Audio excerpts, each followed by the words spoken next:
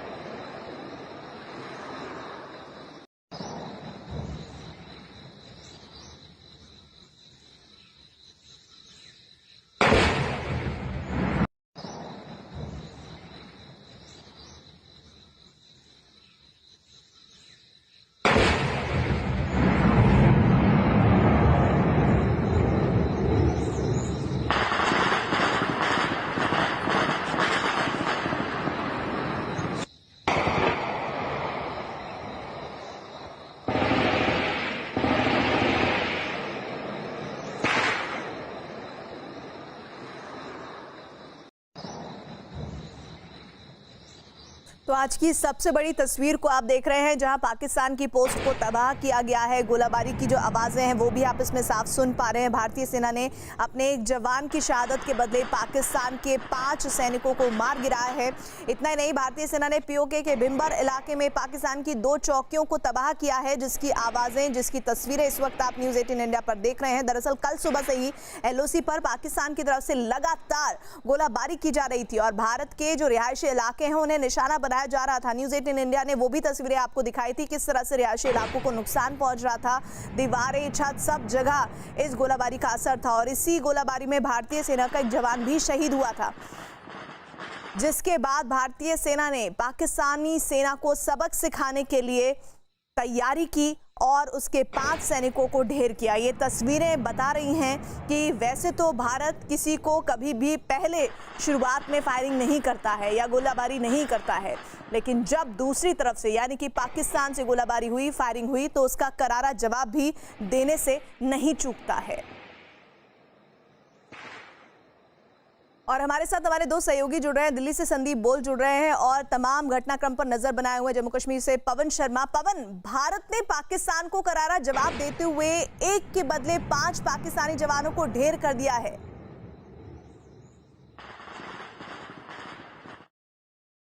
बिल्कुल, भारतीय सेना ने बदला लिया है। अपना एक जवान जो शहीद हुआ था रजौरी के मंजाकोट में, और उसका बदला पाकिस्तान के 5 सैनिकों को ढेर करके लिया है। कई पाकिस्तानी सैनिक उनके घायल हुए हैं। भिंबर जो इलाका पीओके का है, वहाँ पर भारतीय सेना की ज़बरदस्त कार्रवाई हुई है और 2 पोस्टें उनकी तबाह की गई हैं। 5 जवान उनके मारे गए हैं और कई जवान पाकिस्तानी सेना के घायल हुए हैं। वहाँ पर जो एम्बुलेंस थी वो भी देखी गई। जो सोर्सेज बता रहे हैं कि काफ़ी हलचल वहाँ पर पोस्टों के पास रही, जिस तरह से भारतीय सेना ने कार्रवाई पाकिस्तान के खिलाफ की थी, क्योंकि पाकिस्तान लगातार सीज़ फायर का वायलेशन करके रिहायशी इलाकों को टारगेट कर रहा था और वहाँ पर खमियाजा भुगतना पड़ा है पाकिस्तान को। हमारा एक जवान शहीद हुआ है और बदले में भारतीय सेना ने उनके 5 जो सैनिक थे उनको ढेर कर दिया है। तो क्लियर है कि बहुत जबरदस्त और करारा जवाब दिया है भारतीय सेना ने, लेकिन भारतीय सेना ने किस तरह से इन 5 पाकिस्तानियों को ढेर किया, इस बारे में बताइए। ये ऑपरेशन कैसे चलाया गया?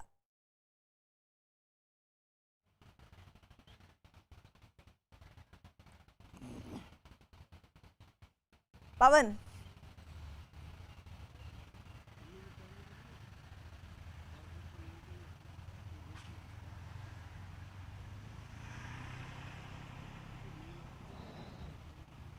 चलिए लग रहा है पवन तक आवाज नहीं पहुंच पा रही है। संदीप, मैं आपके पास आना चाहती हूँ। मुझे जरा बताइए, ये तस्वीरें गवाही दे रही है कि किस तरह से भारत वैसे तो किसी को छेड़ता नहीं है, लेकिन अगर दूसरा कोई छेड़ने की कोशिश करता है तो भारत छोड़ता नहीं है।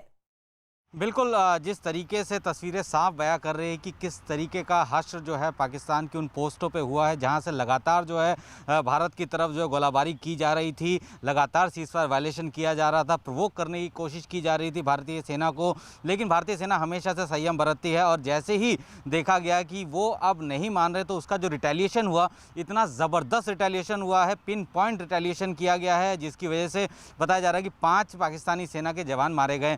ये कोई पहली बार नहीं है। पाकिस्तान हमेशा जो है जो सिविलियन एरिया है, हमारे इलाके के जितने भी सिविलियन एरिया है उनको हमेशा से टारगेट करता रहा है। यही नहीं, अब तो वो सीधा जो पोस्ट है, पोस्ट को भी जो है लगातार आर्मी के उनको टारगेट कर रहा है। और ऐसे में भारतीय सेना, ये सिर्फ इसी बीजी सेक्टर की बात नहीं है, ये पूरे LAC में जहां भी पाकिस्तान की सेना इस तरीके की हिमाकत करती है, इतनी ज़बरदस्त तरीके से मुंह तोड़ जवाब दिया जाता है। भारतीय आर्टिलरी गन्स जो है इस तरीके से फायर होती हैं कि वहाँ जो है जहाँ पे ये गोले गिरते हैं वहाँ पे फिर कुछ नहीं बचता है। तो इस तरीके की तस्वीरें जो आप देख रहे हैं, ये सीधे तौर पर दर्शाता है कि भारतीय सेना की जो पिन पॉइंट एक्यूरेसी वाली जो क्वालिटी है वो इससे दर्शाई जाती है कि वो, क्योंकि पाकिस्तान की पोस्ट और आतंकी जो है ये जानबूझ के जो है पाकिस्तान जो है रिहायशी इलाकों में जो है बनाता है, ताकि अगर यहाँ से रिटेलिएशन हुआ और उनको पता है कि रिटेलिएशन होगा तो ऐसे में अगर वहाँ पे कोई सिविलियन को जो हताहत होते हैं तो उसके बारे में फिर वो जो है UN के पास भागना शुरू करता है। तो इसी वजह से जो है भारतीय सेना बिल्कुल एक्यूरेट जो है अटैक करती है, एक्यूरेट जो है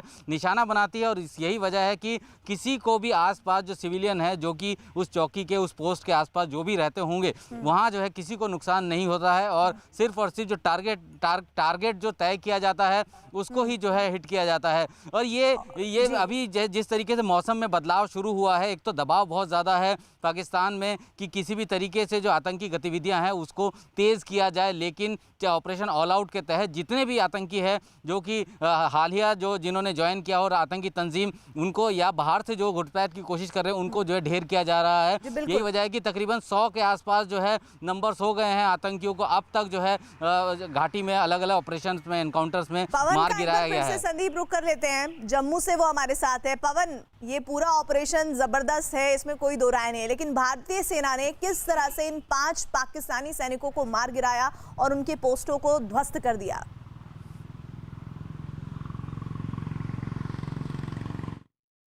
देखिए, पिछले कई दिनों से लगातार पुंछ और रजौरी का जो LOC का इलाका है, लगभग 1 दर्जन के करीब जो सेक्टर जो बिल्कुल LOC के साथ सटे हुए हैं, उन इलाकों में पाकिस्तानी सेना जो है वो लगातार फायरिंग कर रही थी और भारतीय सेना भी जवाबी कार्रवाई कर रही थी। लेकिन बीती रात पाकिस्तान की तरफ से बालाकोट, मनकोट, मंजाकोट और तारकुंडी जो रजौरी और पुंछ के LOC के साथ सटे हुए इलाके हैं, इन इलाकों में हैवी फायरिंग और हैवी मोटार शेलिंग पाकिस्तान की तरफ से की गई थी और जिसका भारतीय सेना ने भी जवाबी कार्रवाई, कड़ी कार्रवाई वहां पर की है। और तड़के पाकिस्तानी सेना को मुंह तोड़ जवाब भारतीय सेना की ओर से दिया गया। बिम्बर जो वहां पर पाकिस्तान की जो बड़ी पोस्टें थी, जिन इलाकों से भारतीय सेना की चौकियों और रिहायशी इलाकों को टारगेट किया जाता था पिछले कई दिनों से, वहां पर जबरदस्त फायरिंग भारतीय सेना की जवाबी कार्रवाई पाकिस्तान के खिलाफ रही और वहां पर ही पाकिस्तान को बहुत ज़्यादा नुकसान जो है वो उठाना पड़ा है। तड़के की बात करें, आज जो तड़के वहां पर भारतीय सेना की जवाबी कार्रवाई हुई है उसमें पाकिस्तान को काफ़ी नुकसान हुआ है। 5 उनके सैनिक मारे गए हैं, कई सैनिक उनके जो हैं वो घायल हुए हैं। पूरा इलाका जो बिम्बर का है उस इलाके को हिट किया गया है भारतीय सेना की ओर से। और सब कुछ पवन इतना होने के बाद पाकिस्तान में घबराहट तो जरूर होगी, तो ऐसे में अभी सीमा पर हालात क्या हैं? अभी की अगर हम बात करें तो पूरा अलर्ट है एलओसी के ऊपर। राजौरी नौशहरा से लेकर पुंछ का जो पूरा इलाका है एलओसी का, वहाँ पर क्योंकि लगातार पाकिस्तान की तरफ से इन्फिल्ट्रेशन की कोशिश की जा रही थी। घुसपैठ की आशंका को देखते हुए ही भारतीय सेना पूरी अलर्ट पर थी और वहाँ से उस पार से लगातार रिहायशी इलाकों को इसलिए टारगेट किया जा रहा था कि ताकि सुरक्षा बलों का ध्यान लोगों को बचाने में लगा रहे और जो रूट्स हैं इन्फिल्ट्रेशन के, कुछ गैप्स हैं, उन इलाकों से आतंकियों को इस ओर धकेला जा सके। तो वही कार्रवाई पाकिस्तान की जो थी वो एक साजिश उनकी लगातार चल रही थी।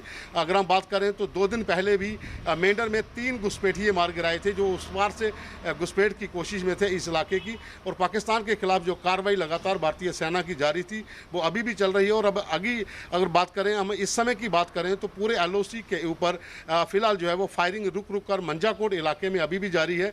लेकिन बीती रात और कल पूरा दिन हैवी फायरिंग जो है वो पाकिस्तान की तरफ से होती रही है, जिसका भारतीय सेना ने भी करारा जवाब जो है पाकिस्तान को दिया है। लगातार आप खबर पर नजर बनाए रखें, अपडेट्स के लिए आपके पास आते रहेंगे और संदीप आपके पास भी आते रहेंगे। इधर जम्मू कश्मीर में राजौरी के मंजाकोट में पाकिस्तान की फायरिंग में भारतीय सेना का एक जवान शहीद हुआ है। राजौरी में भारतीय चौकियों और रिहायशी इलाकों को निशाना बनाना लगातार पाकिस्तान की तरफ से जारी है और फायरिंग में एक नागरिक भी घायल हुआ है। और पाकिस्तान की सेना कल रात से राजौरी के मंजाकोट में फायरिंग कर रही है। तो एक शहीद के बदले पीओके के 5 मारे हैं। ये भारतीय सेना की जबरदस्त रणनीति का एक प्रदर्शन है। जम्मू कश्मीर में राजौरी के मंजाकोट में पाकिस्तान की फायरिंग में भारतीय सेना का एक जवान शहीद हुआ है। राजौरी में भारतीय चौकियों और रिहायशी इलाकों को निशाना बनाकर की गई पाकिस्तान की फायरिंग में एक नागरिक भी घायल हुआ है। पाकिस्तान की सेना कल रात से राजौरी के मंजाकोट में फायरिंग कर रही थी और अब उसका जवाब दिया गया है। जम्मू कश्मीर के हंदवाड़ा में नार्को टेरर मॉड्यूल का पर्दाफाश हुआ है और इस मामले में पुलिस ने लश्कर के 3 आतंकियों को भी गिरफ्तार किया है। पुलिस ने तीनों आतंकियों के पास से 1 करोड़ 35 लाख रुपए की नकदी के साथ भारी मात्रा में ड्रग्स भी बरामद किए हैं। ड्रग्स की कीमत 100 करोड़ रुपए के करीब बताई जा रही है।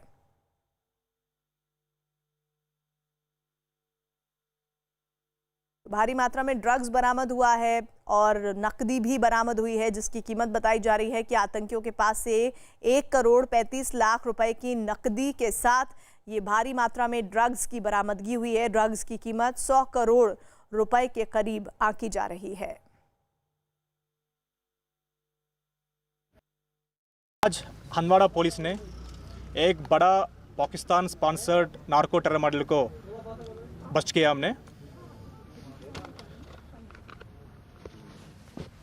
इसके साथ 3 लश्कर तोयबा का टेरर एसोसिएट्स को भी गिरफ्तार किया हमने।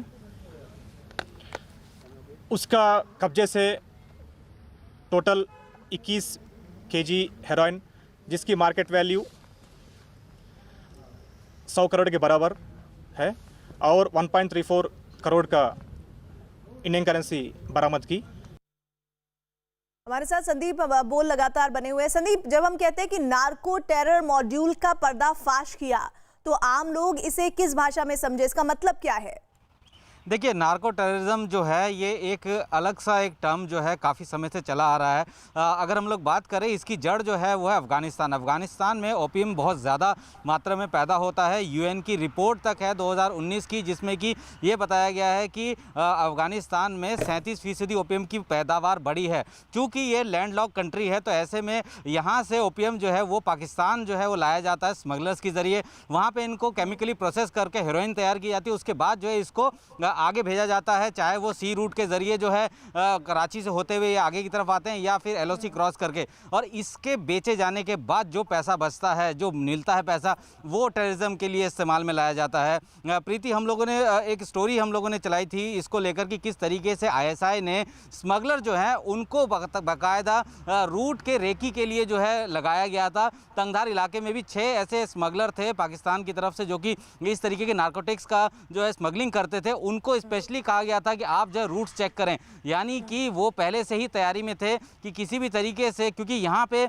लगातार पैसों की कमी और हथियारों की कमी से जूझ रहे हैं आतंकी, उनके पास हथियार नहीं है और ऐसे में उनको बैकअप सपोर्ट देने के लिए पाकिस्तान की तरफ से स्मगलरों के ज़रिए जो है ये नार्को जो प्रोडक्ट्स हैं जो ये सब जो है अंदर भेजा जा रहा है। और ये बहुत बड़ी कामयाबी है कि इतना बड़ा जो रैकेट जो है बस्ट हुआ है। 3 LAT के जो है टेररिस्ट भी जो है वो पकड़े गए हैं। ये सिर्फ LOC से ही नहीं जाते हैं, आपको यह पता होगा कि पीछे कुछ दिनों पहले भी जो है कोस्ट गार्ड ने भी जो है समंदर में गुजरात कोस्ट के पास काफ़ी बड़ी मात्रा में जो है हेरोइन पकड़ी थी और वो नाव जो है कराची से आ रही थी। यहाँ तक कि कराची यहाँ से पैसा जनरेट करने के लिए बाकायदा कराची के पास एक छोटा सा आइलैंड भी है जिसको वहाँ के स्मगलर्स जो है, वहाँ के जो लोग हैं उनको दिया गया है। उन्होंने ये इंटरेस्ट जताया था कि हम लोग को जो है ये जगह दी जाए और एक बार जब सहूलियतें दी जाती है तो उसका पैसा जो होता है, क्योंकि उसका पैसा सीधे तौर पर जो है टेररिज्म पे लगता है और यही नजर आता है। हर मोर्चे पर सेना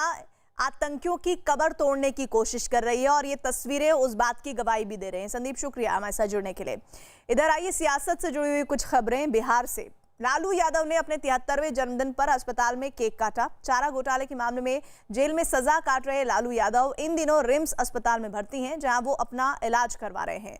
इस मौके पर एक वार्ड में लालू यादव के केक काटने का वीडियो सामने आया है। दावा किया गया है कि इस बीच वो वीडियो कॉल से अपने परिवार के साथ जुड़े हुए थे।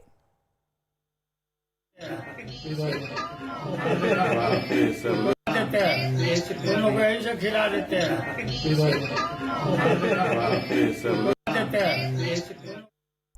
और वहीं आरजेडी अध्यक्ष लालू यादव के 73वें जन्मदिन के मौके पर पटना में पोस्टर वॉर भी है, चालू है। बीजेपी आरजेडी ने एक और जहां लालू यादव के जन्मदिन की बधाई दी है, पोस्टर लगाए हैं, तो वहीं दूसरी ओर लालू यादव और उनके परिवार की 73 संपत्तियों की लिस्ट के पोस्टर भी लगे हुए हैं। आरजेडी ने जेडीयू पर पोस्टर का आरोप लगाया कि उन्होंने ये पोस्टर चस्पा किए हैं।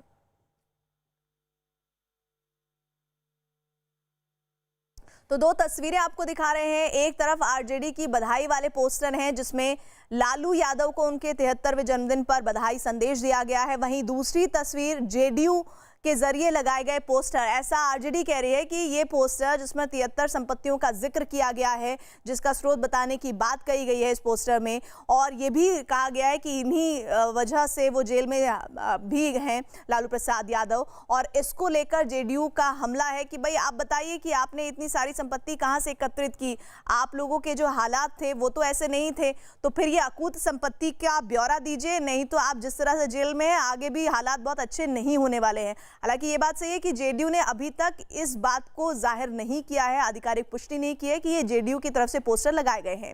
इधर लालू यादव के पोस्टर पर बिहार में सियासी आरोप प्रत्यारोप भी शुरू है। आरजेडी ने कहा है कि जनता सभी को सबक सिखाएगी, तो वहीं जेडीयू ने लालू प्रसाद यादव की संपत्ति के पोस्टर लगाने की बात को नकार दिया। जो लोग पोस्टर लगा रहे हैं चोरी छुपे, अरे जनादेश का तो चोरी किया ही है, अब पोस्टर तो कम से कम अपने नाम से लगाइए। हम लोगों ने तो राष्ट्रीय जनता दल ने अधिकृत रूप से 55 घोटाले का पोस्टर लगाया, आप पोस्टर भी लगा रहे हैं चोरी छुपे। नैतिक बल भी नहीं है आरोप लगाने का, इसका मतलब है कि झूठ बोल रहे हैं। तो लालू प्रसाद जी पर ये लोग जितना, कहावत है चोर मचाए शोर। लालू यादव जी 10 बाई 10 के कमरा में रहते थे। 73 साल के राजनीतिक जीवन में जो व्यक्ति 10 बाई 10 के कमरा में रहते थे, वो 73 जगह यानी देश के प्रत्येक प्रांत में संपत्ति कहाँ से ले आए, सवाल है। आज तो मेरे पार्टी की तरफ से नहीं लगाया गया, पता नहीं कौन लगाया है होर्डिंग, मैं नहीं जानता हूँ। लालू जी से मैं निवेदन करना चाहता हूँ कि बिहार के आवाम को बताना चाहिए कि संपत्ति कहाँ से आया, आज जेल में क्यों है। राहुल गांधी की चीन पर दिए गए बयान की सेना के रिटायर्ड अफसरों ने निंदा की है। सेना के 70 से ज्यादा रिटायर्ड अफसरों ने कहा है कि राहुल के इस तरह के बयान से वो अपमानित महसूस करते हैं। रिटायर्ड अफसरों ने कहा कि इस तरह के बयान से सेना का मनोबल भी गिरता है। तो ये पूरा विवाद तब शुरू हुआ जब एक के बाद एक राहुल गांधी ने ट्वीट करके चीन पर वाकई में क्या स्थिति है उस पर सवाल पूछे मोदी सरकार से, और उस पर लगातार वो बीजेपी की तरफ से तो रडार पर रहे ही, साथ ही जो रिटायर्ड अफसर हैं उन्होंने ही उनको निशाने पर ले लिया। उन्होंने कहा कि आप अगर इस तरह से बात करेंगे ट्विटर के जरिए तो हम अपने आप को अपमानित महसूस करेंगे। रिटायर्ड अफसरों ने कहा कि इस तरह के बयान से सेना का मनोबल भी गिरता है।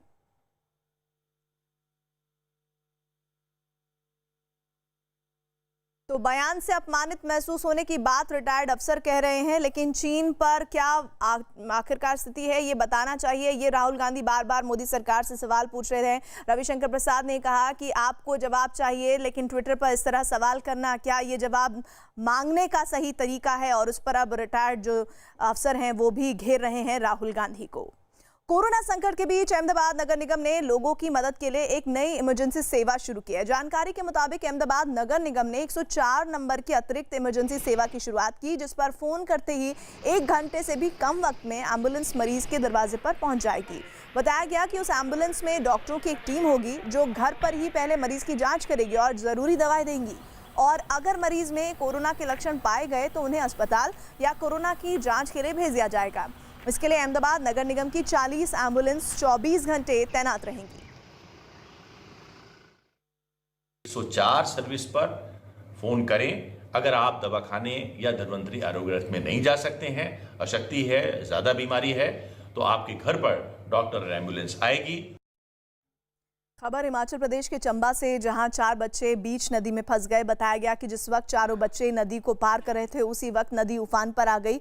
सभी बच्चे नदी के तेज बहाव में फंस गए। जैसे ही इसकी जानकारी लोगों को लगी, उन्होंने चारों बच्चों को बचाने की कोशिशें शुरू की, लेकिन नदी का बहाव इतना तेज था कि जरा सी गलती सभी की जान ले सकती थी। ऐसे में लोगों ने पहले एक रस्सी ली और फिर एक दूसरे के हाथों में हाथ थामकर बच्चों के पास पहुंचे और फिर उन्हें सुरक्षित बाहर निकाला गया। बहुत डराने वाली तस्वीरें हैं हिमाचल प्रदेश के चंबा की। देखिए किस तरह से पहले वो रस्सी उन बच्चों तक पहुंचाने की कोशिश हुई और फिर एक एक कर दूसरा जो शख्स था वो पहुंचा और बच्चों को इस तरह से अपनी पीठ पर लाद कर यहाँ दूसरे सिरे पर पहुंचा, जहां पर तेज़ नदी का बहाव नहीं था और ये पानी का बहाव किसी भी बड़ी दुर्घटना का कारण बन सकता था, लेकिन समय रहते इन लोगों ने इन बच्चों की मदद की।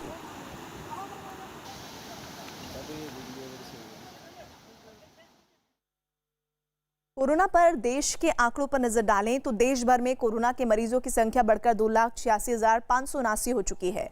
वहीं अब तक 1,41,029 मरीज ठीक हुए हैं, जबकि अब तक 8,102 लोगों की मौत हुई है। फिलहाल देश में 1,33,632 एक्टिव केस हैं। वहीं देश भर में पिछले 24 घंटों में सबसे ज्यादा कोरोना के 9,996 नए मरीज सामने आए हैं। देश के ज्यादातर राज्य कोरोना वायरस से जूझ रहे हैं, लेकिन इनमें कुछ राज्य ऐसे हैं जहां कोरोना की चपेट में आने वाले मरीजों की तादाद लगातार बढ़ रही है और वहां कोरोना के मरीज भी बहुत ज्यादा हैं। सबसे खराब हालात महाराष्ट्र में है, जहां पर कोरोना मरीजों की संख्या लगातार बढ़ती ही जा रही है। वहां पर मरीजों की तादाद 94,000 के पार पहुंच गई है। कोरोना से जूझ रहे राज्यों में तमिलनाडु दूसरे नंबर पर है, जहां अब तक कोरोना के मरीजों की संख्या लगभग 36,000 को पार कर चुकी है। वहीं कोरोना मरीजों की संख्या के मामले में तीसरे नंबर पर दिल्ली है, जहां मरीज 32,000 से ज्यादा हो चुके हैं। गुजरात चौथे नंबर पर है, जहां कोरोना मरीजों का आंकड़ा 21,000 के पार हो चुका है, और 5वें नंबर पर राजस्थान है, जहां कोरोना मरीजों की संख्या 11,600 है। कोरोना वायरस के कहर से पूरी दुनिया बेहाल है। दुनिया के 188 देश इस वक्त कोरोना महामारी की चपेट में है, लेकिन कुछ देशों में हालात बहुत खराब हैं। ऐसे देशों में पहले नंबर पर अमेरिका है, जहां कोरोना के मरीज 20 लाख से ज्यादा हो चुके हैं। वहीं ब्राजील दूसरे नंबर पर है, जहां मरीजों की संख्या 7,32,000 के पार पहुंच गई है। रूस इस लिस्ट में तीसरे नंबर पर है, जहां कोरोना मरीजों की संख्या 4,93,000 के पार है। ब्रिटेन चौथे नंबर पर है, जहां कोरोना के मरीजों का आंकड़ा 2,91,000 से भी ज्यादा है, और 5वें नंबर पर अब भारत आ गया है, जहां पर कोरोना मरीजों की संख्या 2,86,579 है। दिल्ली से खबर है, जहां इंद्रलोक पुलिस थाने पर कुछ लोगों ने जमकर पथराव करते हुए फायरिंग की है। इससे जुड़ा एक वीडियो भी सामने आया है, जिनमें पुलिस थाने के गेट के बाहर मौजूद कुछ लोग थाने के अंदर पत्थर फेंकते दिखे। इस दौरान एक परिसर में खड़ा एक पुलिस वाला जमीन पर गिर गया, जबकि कुछ लोग अंदर घुसे और पुलिस वालों से मारपीट करने लगे। इस वीडियो में एक लड़का लाठी से एक आदमी को पीटता भी दिखा। लोगों को काबू में करने की कोशिश नाकाम होते देख पुलिस ने कई राउंड फायरिंग की। पुलिस ने इस मामले में 3 लोगों को गिरफ्तार किया है, जबकि एक पुलिस को अस्पताल में भर्ती कराया गया है। बताया जा रहा है कि एक शिकायत लेकर एक आदमी और आरोपी थाने पहुंचे थे, लेकिन वहीं दोनों के बीच लड़ाई हुई। कुछ देर बाद सभी लोग वहां से चले गए, लेकिन आरोपी अपने साथियों के साथ दोबारा आया और पथराव किया। इधर अमिताभ बच्चन प्रवासी मजदूरों की मदद के लिए आगे आए हैं। मुंबई से 180 मजदूरों को फ्लाइट से लखनऊ भेजने में अमिताभ ने मदद की है। अमिताभ ने सभी मजदूरों का मुंबई से लखनऊ का टिकट बुक करवाकर उन्हें घर भेजा। लखनऊ पहुंचे मजदूरों की मेडिकल टीम ने जांच की। लखनऊ पहुंचे मजदूरों ने खुशी जताई और मदद के लिए अमिताभ का आभार जताया।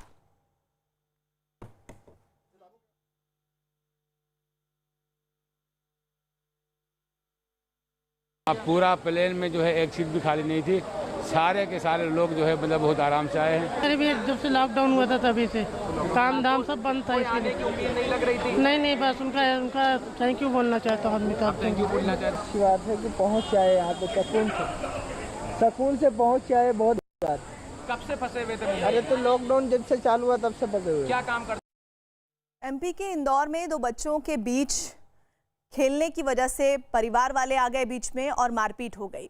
बच्चे बैडमिंटन खेल रहे थे, तभी एक परिवार के कुछ लोगों ने बच्चों को वहां खेलने से रोका, तो वहां खेल रहे एक बच्चे के पिता ने विरोध किया, जिससे दोनों पक्षों के बीच बात बिगड़ गई और मारपीट तक पहुंच गई। इस दौरान एक आदमी ने हाथ में लाठी लेकर एक लड़के पर उसको बरसाना शुरू किया। इसके बाद दूसरे लड़कों ने भी उस लड़के को पीटना शुरू किया। पीटने के दौरान ये पूरा मामला और ज़्यादा गर्मा गया। पिटने वाले लड़के ने पुलिस पर उनकी शिकायत नहीं सुनने का आरोप भी लगाया।